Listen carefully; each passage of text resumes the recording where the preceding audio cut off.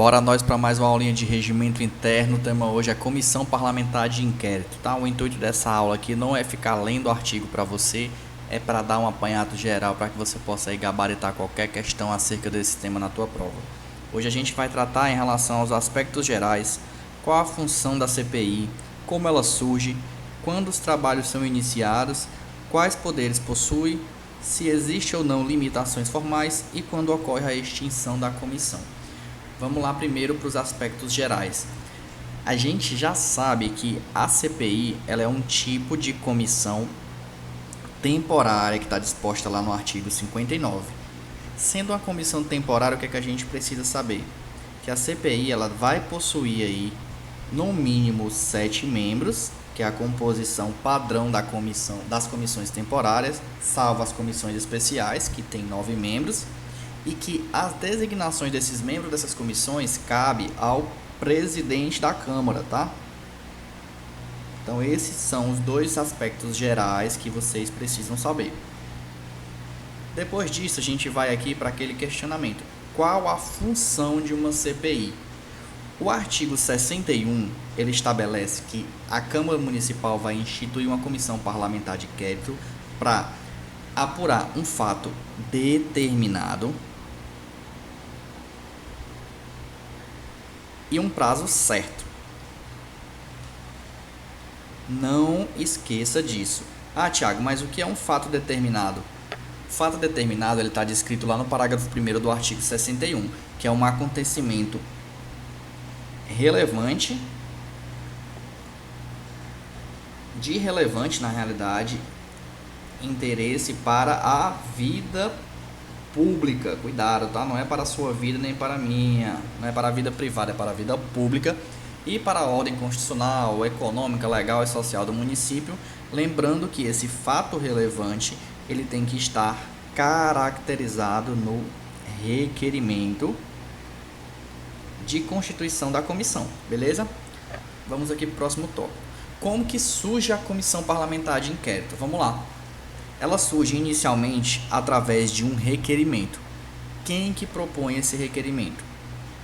Esse requerimento ele deve possuir aí, no mínimo 1/3, né, das assinaturas dos membros da Câmara Municipal. Feito esse requerimento, ele vai ser encaminhado ao presidente. Lembrando que essa atribuição do presidente consta lá no artigo 141, inciso 6, que dispõe que vai ser despachado o requerimento escrito que solicite uma criação de comissão parlamentar de inquérito. Feito isso, o presidente vai pegar esse requerimento e dentro de até 5 dias úteis, memoriza também esse prazo, ele vai ouvir a Coordenadoria Geral de Assuntos Legislativos para verificar acerca desse requerimento, analisar os pressupostos regimentais e constitucionais de admissibilidade da matéria. Ponto importante, quase sempre que consta no regimento o termo aspectos constitucionais, automaticamente a gente remete à Comissão de Constituição e Justiça. Então, muito cuidado, porque pode vir na sua prova dizendo que o requerimento para a instituição de uma comissão parlamentar de inquérito vai ser encaminhado ao presidente e no prazo de 5 dias úteis ele vai ouvir a Comissão de Constituição e Justiça. Isso está errado, ele vai ouvir a Coordenadoria Geral de Assuntos Legislativos, beleza? Depois de escutar, só existem 2 caminhos. Ou o requerimento ele é admitido ou inadmitido. Se ele for admitido, ele segue aí para a publicação. Essa publicação é a publicação oficial, ela acontece no prazo de 48 horas. E caso contrário, é devolvido ao autor, lembrando que esse autor ele pode entrar com recurso. Você já deve lembrar que das decisões da presidência cabe recurso ao plenário, então o recurso vai ser destinado ao plenário. Caso você queira fazer uma revisão, tá lá no artigo 127, tá? Ah, mas por que o recurso é destinado ao plenário? Você tem que lembrar que o plenário ele é o órgão soberano da Assembleia Legislativa, da Câmara Municipal, e as decisões dele são irrecorríveis, ok? Quando que iniciam os trabalhos? Depois que ocorre essa publicação, o presidente, tá? Vou iniciar aqui de onde a gente parou lá. Depois da publicação, o nosso presidente, ele vai designar os membros.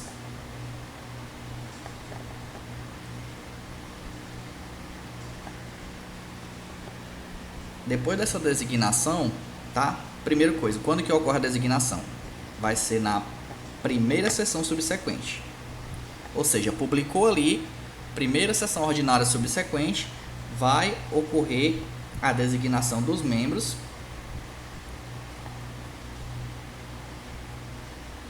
E depois dessa designação, logicamente, vai ocorrer aí a primeira reunião da comissão. O que é que acontece de importante nessa primeira reunião? A instalação, a escolha do presidente e vice-presidente da comissão e do relator, tá? Não esqueça disso. O relator também é escolhido na primeira reunião que ocorre aí depois da primeira sessão ordinária subsequente, que ocorre a designação dos membros, certo? Depois de instalada essa comissão, só reforçando que o prazo de 48 horas para que o presidente encaminhe uma publicação oficial relacionada ao ato da mesa diretora. Você já deve ter lido que a mesa diretora, ela deve prover o funcionamento das comissões. Então, o que é que vai acontecer? Deixa eu apagar aqui o quadro.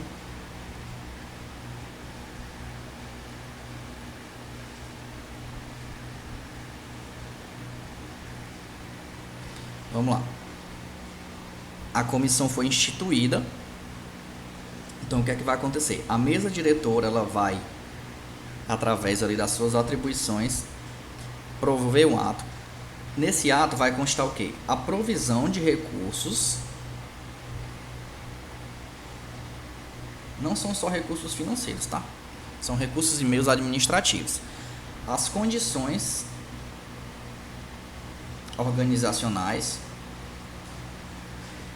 e também a questão do assessoramento necessário ao bom desempenho da comissão. Lembrando que cabe à Câmara atender de forma preferencial as providências que a comissão solicitar, tá? Vamos para a parte mais importante. Quais poderes a comissão possui? Eu coloquei aqui em destaque 3 incisos do artigo 62. Por quê? Eles são os mais possíveis de serem colocados em prova com algumas pegadinhas, tá? A CPI, ela pode requisitar funcionários de serviço administrativo, determinar diligências, né, que é esse daqui, então não vou falar dele agora. Também pode incumbir aos membros, funcionários requisitados do serviço administrativo para dar aí diligências, né? Solicitar diligências e dando conhecimento, logicamente, à mesa diretora. Pode também um membro da CPI ou a CPI completa deslocar-se a qualquer ponto do território nacional. Aí fica meio que desconexo, mas realmente é nacional, para que realize investigações e audiências públicas. Inciso 5º, inciso 6º, não vou falar agora. E também, se tiverem aí diversos fatos relacionados ao objeto da CPI, cada fato vai ter que ser especificado de forma separada, mesmo antes de finalizar a investigação de um outro. Por exemplo, tem 3 fatos. Esses 3 fatos, eles têm que correr em separado. Independentemente de um acabar, os outros 2 vão continuar, tá? Vamos falar aqui agora desses 3.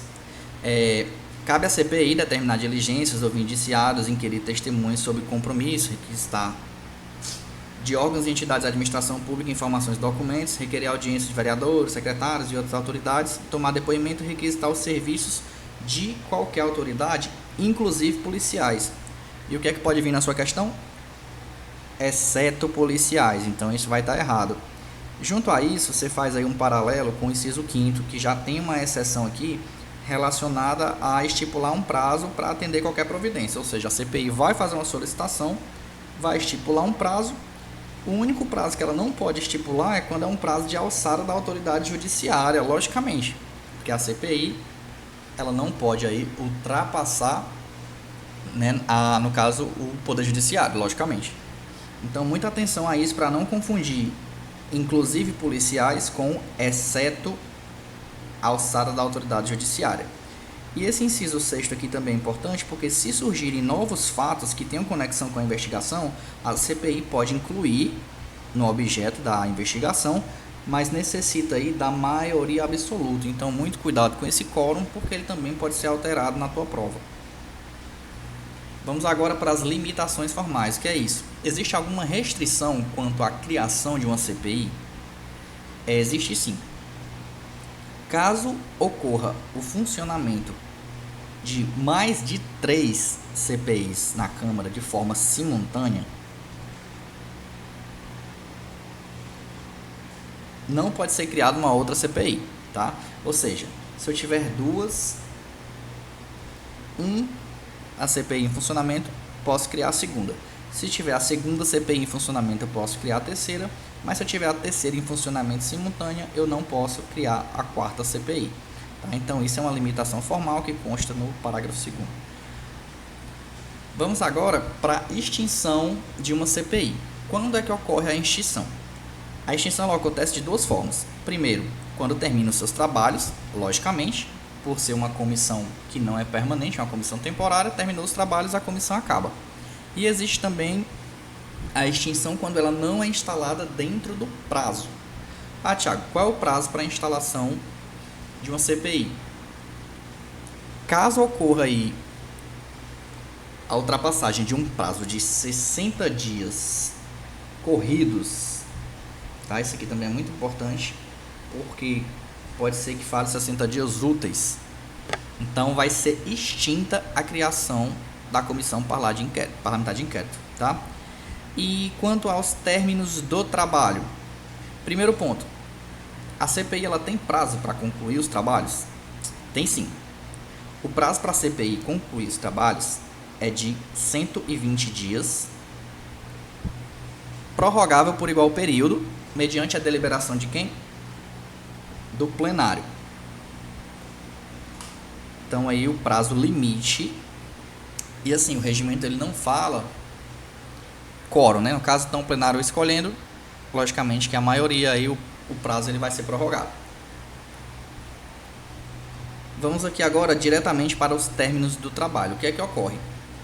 Quando a comissão ela termina o trabalho dela, ela gera um relatório circunstanciado com as suas conclusões, ou seja, o que é que ela achou, o que é que ela concluiu daquela investigação. Esse relatório circunstanciado, ele vai ser publicado no Diário Oficial do município, tá? Não é o Diário Oficial da União, é o Diário Oficial do município, e vai ser encaminhado para a mesa diretora, para o Ministério Público e para o Poder Executivo. Vai para a mesa diretora para quê? Para tomar providências da alçada dela ou de alçada do plenário, né? Oferecendo aí, de acordo com o caso, uma proposição legislativa que seja cabível. Para o Ministério Público, ele vai com a cópia da documentação, não é a documentação original, para que ele possa promover a responsabilidade civil ou criminal. Perceba que o Ministério Público não promove responsabilidade administrativa. E para o Poder Executivo, para adotar providências cabíveis relacionadas às competências dele. Outro ponto importante em relação a esse encaminhamento é que para o Ministério Público ou para o Poder Executivo, o presidente da Câmara quem faz a remessa desses autos e também tem um prazo de 5 dias úteis para remeter esses documentos, tá?